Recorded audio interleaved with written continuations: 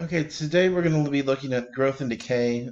Really, this is just going to be a lot of word problems that are pretty pre-cal level because the calculus is going to be so automatic. But let's look and see where it comes from. We are going to be working with the law of exponential change, and this is where it comes from. So dy dt equals ky. So the rate of change of y with respect to time is proportional to y itself. So the more y you have, the bigger rate of change. The less y you have, the lower rate of change. So if we split up our variables here, let's move y over here with dy. We have k as a constant and dt. Remember, this is just our initial value.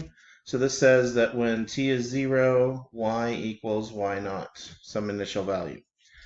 Okay, so we have 1 over y dy equals k dt. We'll integrate. We get the natural log of y equals kt plus c. Solve this for y. We're going to got to get rid of the natural log, so we get the absolute value of y equals e to the kt plus c. We saw last time what e to the blah, blah, blah, blah, plus c does. It puts a constant in front instead of the plus c. So let's do that. We get y equals, and it'll absorb, this constant in front will absorb the plus or minus as well. So we get y equals c e to the kt. This is our general solution.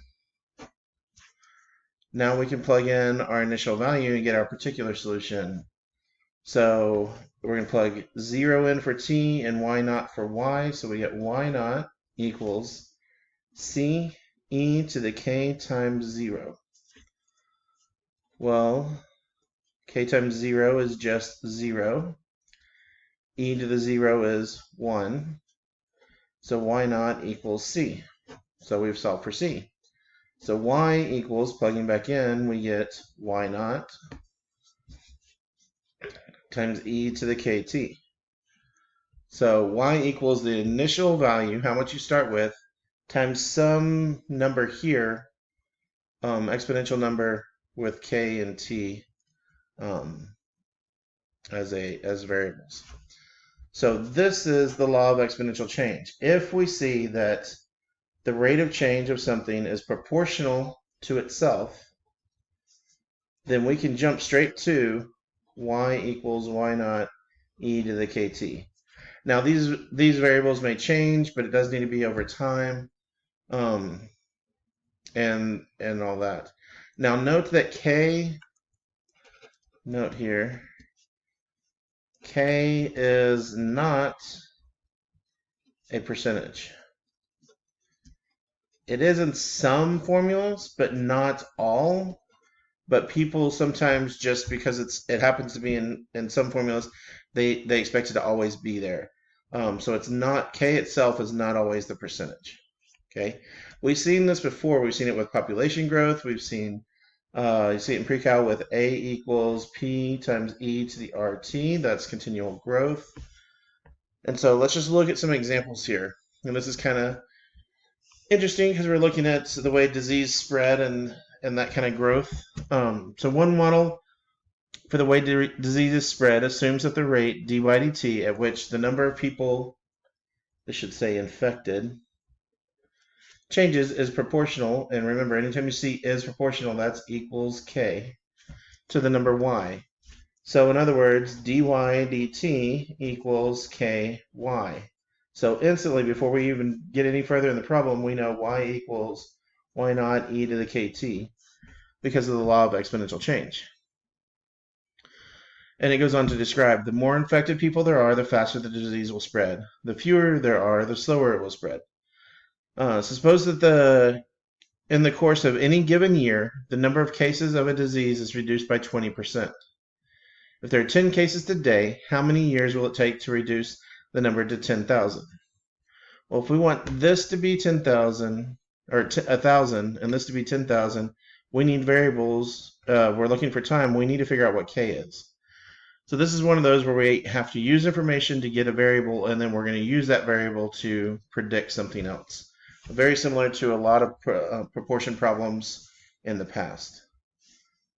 So in the first place, if we have 10,000 cases today, how many would we have, let's say, in 1 year? Well, in 1 year, we're going to reduce that by 20. Well, 20% of 10,000 is 2,000. So we're not going to have 2,000. We're going to have 10,000 minus 2,000, which is 8,000. And so now all we have to do is solve for k. So we're going to divide by 10,000. We get 0.8. 1 times k is k. Take the natural log of both sides. We get k equals the natural log of 0.8.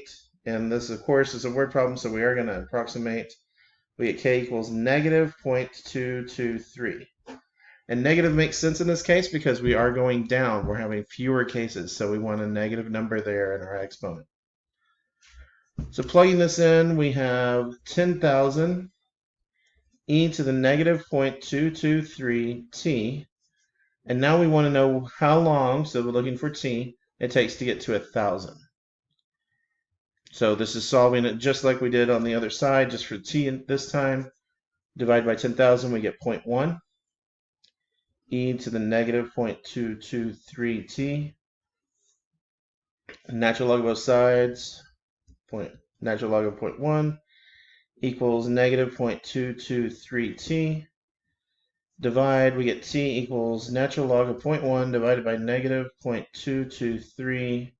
That is approximately 10.325 years. Now, with anything with exponents, we know that those are going to change very, very quickly. So if you do more than 3 decimals, you're going to get a slightly different number. If you round incorrectly, or if you do fewer decimals, you will get a different number as well. So be careful on how far you how far you round. Remember, for us, we want to go at least three digits after the decimal. Okay. So jumping back to more pre-cal stuff, still using the growth and decay. We're going to use a slightly different formula than the law of exponential change. Continuous growth comes from this, where we have the amount equals the principal times 1 plus r divided by n to the n power times t. Okay, so we have the amount, the principal, the annual percentage rate divided by the number of times per year, and the number of times per year times the number of years. Now, this expression right here, if we take the limit as n goes to infinity, so the number of times per year goes to infinity, in other words, continuous growth, 1 plus r over n to the n. This is a form that equals e to the r. So this variable goes up there. It's just an interesting limit there. So this all comes out to be our a equals p to the rt, or PERT, that we're used to for continuous growth. So we'll use both of those. Let's see here. Suppose you deposit $621 in a bank account that pays 6% compounded continuously. How much money will you have in 8 years? Well, a equals PERT, and we deposit 621 e to the percentage. Remember, we changed that to a decimal, 0.06% times 8 years, and we get $1,003.58.